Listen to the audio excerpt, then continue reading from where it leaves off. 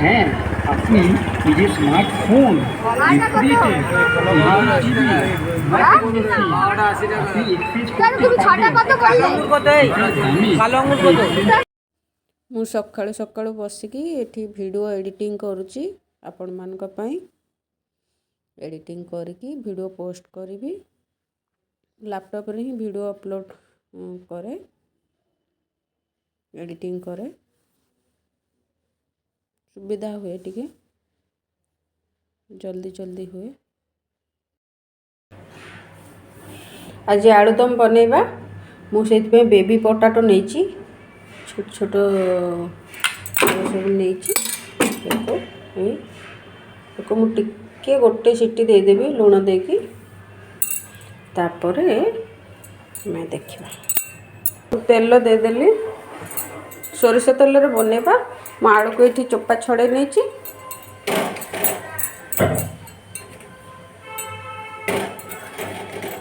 ତାକୁ ଆଗେ ଭାଜିଦେବା। ଆଳୁକୁ ଲାଲ ଲାଲ କରିକି ଭଲସେ ଭାଜିଦେବା।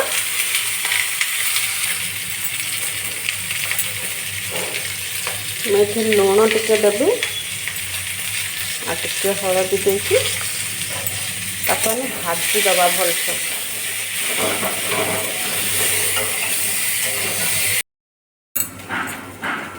ଏଠି ଅଦା, ଶୁଖିଲା ଲଙ୍କା, କଞ୍ଚା ଲଙ୍କା, ଟମାଟୋ, ଜିରା ଟିକେ ମୁଁ ଏକୁ ପେଷ୍ଟ କରିଦେବି।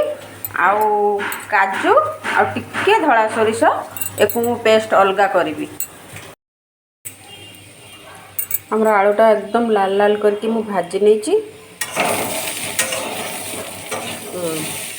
ଏକୁ ଆମେ ଏବେ କାଢ଼ିଦେବା। ମୁଁ କାଜୁ ପେଷ୍ଟ କରିଦେଇଛି। ଆମେ କାଜୁ ପେଷ୍ଟରେ ଗୋଟେ ଚାମଚ ଆଉ 2 ଚାମଚ ଏଠି ଦହି ମିଶାଇବା, ଭଲସେ ଫେଣ୍ଟି ଦେବା।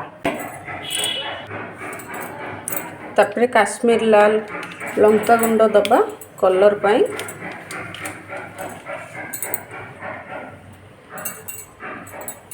ତାପରେ ମୁଁ ଏଠି ଅଦା, ଟମାଟୋ, ଜିରା, ଶୁଖିଲା ଲଙ୍କା जो पेस्ट बनेଇଥିଲି ତାକୁ ଦେଇଦେଲି। ଏବେ ତାକୁ ଭଲ ଆମର ମସଲା ଭଲସେ କଷି ହେଇଗଲାଣି। ତେଜପତ୍ର ଭୁଲି ଯାଇଥିଲି, ଦେଇଦେବା। ହଳଦୀ ଦେବା, ଦେଇକି ଆଉ ଟିକେ ଭଲସେ କଷିଦେବା। ତେଲ ଉପରକୁ ଉଠି ଆସିଲାଣି ମସଲାରେ। ଏବେ ଆମେ ଭାଜିକି ରଖିଥିବା ଯେଉଁ ଆଳୁ ତାକୁ ଦେଇଦେବା।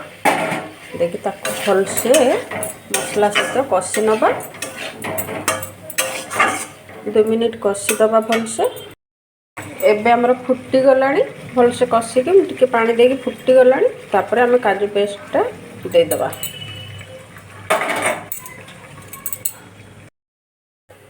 ମୁଁ ତାକୁ 2-4 ମିନିଟ୍ ଢାଙ୍କି ଦେଇଥିଲି, ଫୁଟିବା ପାଇଁ ଛାଡ଼ି ଦେଇଥିଲି। ଏବେ ଆମର ରେଡ଼ି ହେଇଯାଇଛି। ଲାଷ୍ଟରେ ଆମେ ଗରମ ମସଲା ଦେବା। ଗରମ ମସଲା ଦେଇଦେବା ଆଉ ଘିଅ ଦେବା। ଘିଅ ଗରମ ମସଲା ଦେଇକି ଆମେ ଓହ୍ଲେଇଦେବା। ଆମର ରେଡ଼ି ହେଇଗଲା ନିରାମିଷ ଆଳୁଦମ। ଗୋଳେଇ ଦେବା। ये एतिकी अच्छी अध घंटे भितर ये पूरा गाढ़ा हो पूरा एकदम सुखा हो।